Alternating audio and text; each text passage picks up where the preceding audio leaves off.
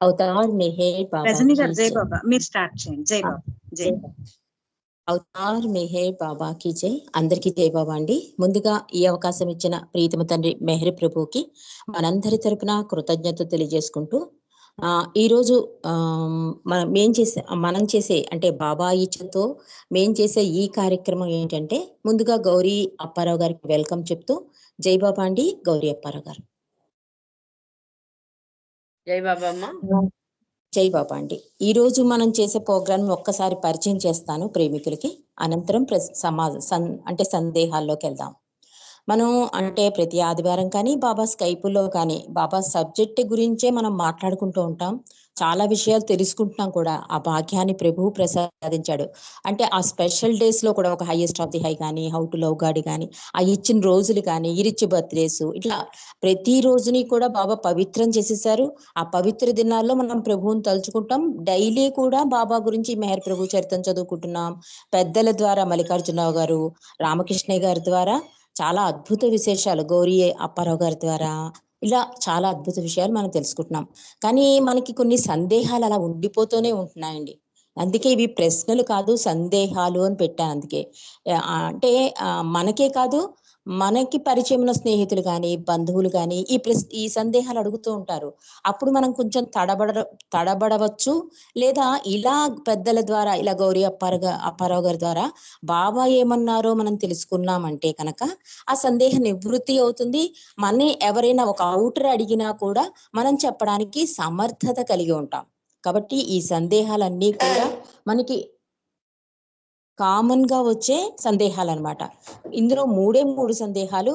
3 సందేహాలకి బాబా ఏమన్నారు, మనం ఎలా ఉండాలి, అండ్ ఏంటంటే మనం చెప్పడానికి అనువుగా గౌరీ అప్పారావు గారు చాలా అద్భుతంగా సరళంగా చెప్తారు. కాబట్టి అందరూ కూడా మ్యూట్ లో ఉండి వీలైతే పాయింట్స్ రాసుకోవచ్చు కూడా. ఓ పెన్ను కాగితం కూడా దగ్గర పెట్టుకోండి. ఎందుకంటే మనకి తరచూ వచ్చే సందేహం కనుక ఇప్పుడు నివృత్తి అయిపోతుంది, మళ్ళీ మర్చిపోతాం, మాయలో ఉంటాం కనుక. కాబట్టి ఎవరికైనా అవకాశం ఉంటే అంటే ఇంట్రెస్ట్ ఉంటే, నేను ఈ ప్రశ్న నన్ను ఎవరైనా అడిగితే నేను చెప్పడానికి వీలుగా ఉంటుందని అనుకుంటే మాత్రం పేపరు పెన్ను దగ్గర పెట్టుకోండి. నేనైతే దగ్గర పెట్టుకున్నాను. అవతార్ మెహర్ బాబాకి జై. గౌరీ అప్పారావు గారు జై బాబా అండి. ఈరోజు ఈ ఫస్ట్ సందేహంగా అందరికీ వచ్చేదే, బాబా ఆధ్యాత్మికత అంటారు కదా, ఇది ఆచరణ సాధ్యమేనా అంటే ప్రేమికులకి కొంతవరకు తెలుసు. ఒక ప్రేమికుడు ఔటరికి చెప్పాలంటే ఆధ్యాత్మికత ఆచరణ సాధ్యమేనా, ఈ ఆధ్యాత్మికత అలవర్చుకోవడానికి ఏదైనా ఒక ప్రత్యేకమైన సమయం కానీ సందర్భం ఉందా, లేదా ఈ జీవన ప్రాపంచిక కార్యక్రమాలు విడిచిపెట్టాలా? వీటి గురించి ఒక్కసారి బాబా ఏమన్నారు మాకు కొంచెం వివరిస్తారా? ఆధ్యాత్మికత ఆచరణ సాధ్యమేనా? జై బాబమ్మ. జై బాబా అండి. మనం పూర్వం నుండి కూడా ఆధ్యాత్మికత అంటే ఏమిటి, ఉదయాన్నే లేవడం, స్నానం ఆచరించడం, పూజ చేసుకోవడం, లేదా సూర్య నమస్కారం చేసుకోవడం, నదీ స్నానం చేయడం, ఫలానా వ్రతం చేయడం, పూజ చేయడం, తీర్థయాత్రలు చేయడం, ఇదే ఎంతసేపు ఆధ్యాత్మికత అనుకుంటూ ఉన్నాం. బాబా దానికి ఒక కొత్త అర్థాన్ని ఇచ్చారు. ఏమిటట? ఆధ్యాత్మికత అంటే నీవు ఇన్ని జన్మలుగా ఎలా అయితే జీవిస్తున్నావో అదంతా కూడా స్వార్థంతో కూడినటువంటి జీవనం. ఇన్నాళ్ళు నీ మంచి కొరకు, నీ సౌఖ్యం కొరకు, నీ సుఖం కొరకు, నీ కోరికలు తీర్చుకోవడానికి ఇదే చేశావు. కానీ పరుల గురించి ఏమైనా చేశావా? ఎప్పుడైతే స్వార్థం లేని భావన నీలో మొలకెత్తుతుందో, నేను అనే భావన ఉండకుండా అక్కడ భగవంతునికి స్థానం కల్పిస్తావో అప్పుడు నీవు ఆధ్యాత్మికతలో ముందుకెళ్తున్నట్లు లెక్క, ప్రవేశించినట్లు లెక్క. అసలు బాబా ఆధ్యాత్మిక మార్గం అంటే ఏం చెప్పారు? మనం ఉన్నటువంటి ఈ స్థూల ప్రపంచం ఆధ్యాత్మిక మార్గం కాదు. ఎప్పుడైతే జీవాత్మ భూమికల్లోకి అడుగు పెడుతుందో, మొదటి భూమికలోకి ప్రవేశిస్తుందో, అప్పుడు ఆధ్యాత్మిక ప్రయాణం, ఆధ్యాత్మిక మార్గంలో ఒక ఆత్మ ఉన్నట్లు చెప్పుకోవాలి అని బాబా చెప్పారు. అయితే ఎంతవరకు ఆధ్యాత్మికత అంటే ఉన్న భావనను బాబా పూర్తిగా తుడిచేసి ఏం చెప్తున్నారు ఆ స్థానంలో? మళ్ళా మనం బాబా చెప్పినటువంటి how to love God, my wish ఇవన్నీ తీసుకుంటే ఆ ఆధ్యాత్మికత అంటే ఏమిటో బాబా చెప్పిన విషయాలు వస్తాయి. అయితే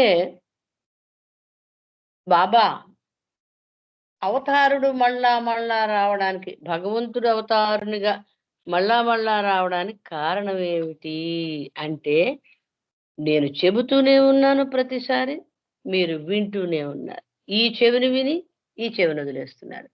ఆచరించడము లేదు. ప్రేమించు. నేను ప్రేమించమన్నాను. నిన్ను ప్రేమించుకోమని, నీ ఆలుబిడ్డల్ని ప్రేమించమని మాత్రమే చెప్పలేదు. అందరినీ ప్రేమించమన్నాను. బాబా దివ్య ప్రేమ అంటే ఏమిటో ఉదాహరణగా చక్కటి ఉదాహరణ చెప్పారు డిస్కోర్సెస్‌లో. నీవెక్కడికో ఊరెళ్ళావు. వచ్చేటప్పటికి నీ సొంత కొడుకు చిరిగిపోయిన గుడ్డలతో, మాసిపోయిన మొహంతో, చేతిలో ఒక చిప్ప పట్టుకుని ముష్టెత్తుకుంటూ రోడ్డు మీద కనిపిస్తే, నీ హృదయం ఎలా ద్రవించిపోతుంది? ఎలా తపిస్తావు నువ్వు? వాడికి అన్నం పెట్టాలి, అర్జెంటుగా స్నానం చేసి ఆ బట్టలు మార్చాలి. ఎంత తపిస్తావో అట్లాంటి తపన రోడ్డు మీద వెళ్ళే ఏ బిడ్డ పట్లైనా నీకుంటే, అప్పుడు దివ్య ప్రేమని దాన్ని చెప్పుకోవచ్చన్నారు. ఎంతో దూరంగా ఉంది గదండీ! మనం జీవించే జీవితంలోని ప్రేమ, బాబా చెప్పిన ప్రేమ. అయితే బాబా అన్నారు, నేను మరల మరల సారీ దిగి రావడానికి కారణం మీరు నేను చెప్పిన మాటలను ఆచరణలో పెట్టకపోవడమే. ఆచరణలో పెడుతున్నామండి. మై విష్‌లోనే చూసుకుందాం. నీ బాధ్యతల నుండి నీవు తప్పించుకోకు అనే ఫస్ట్‌ది తీసుకున్నామంటే, అందరూ ఎవరి బాధ్యత వాళ్ళు కుటుంబంలోనే కాదు, ఉద్యోగంలో అనండి, స్కూల్లో అనండి, ఆఫీస్‌లో అనండి, ఎక్కడైనా సరే ఎవరి బాధ్యత వాళ్ళు నిర్వర్తిస్తే ఇప్పుడున్న పరిస్థితి ఉంటుందా? ఉండదు. ఒక పోస్ట్ మ్యాన్ బట్వాడా చేసేటప్పుడు కరెక్ట్‌గా బట్వాడా చేస్తే అవతార్ మెహర్ టైంకి మీ గుమ్మంలో ఉంటుంది. అంతే కదండీ! అంటే ఆ విధి నిర్వర్తించేటప్పుడు నిజాయితీ. ఇది ప్రభువు ఇచ్చినటువంటి డ్యూటీ నాకు అని మనం భావిస్తే ఆ పనిని 100% బాధ్యతతోటి నిర్వర్తించాలి. ఇలా బాబా చెప్తున్నారన్నమాట. మన జీవితాల్లో ఆచరించడము లేదు. ఆధ్యాత్మికతని నేను ఏదైతే అన్నానో అది పుస్తకాల్లోనూ, లేదో పాటల్లోనూ, ఎక్కడో భజన గీతాల్లోనూ లేదు. నీవు ఆచరించి చూపించాలి. అప్పుడు మార్గంలో నువ్వు ముందుకు అడుగులు వేయగలుగుతావు.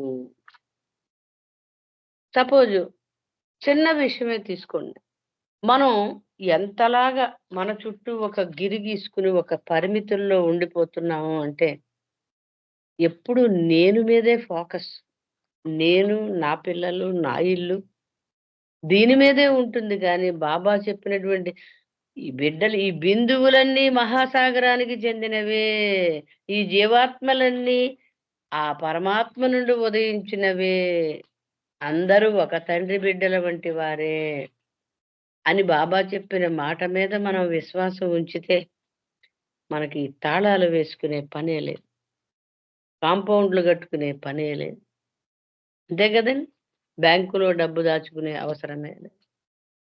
అంటే బాబా ఏదైతే సత్య మార్గమని చెబుతున్నారో, ఆ సత్య మార్గంలో నడవడానికి వాటిని మనం ఆచరించి చూపించడం. ఒక ఉదాహరణ తీసుకుందాం.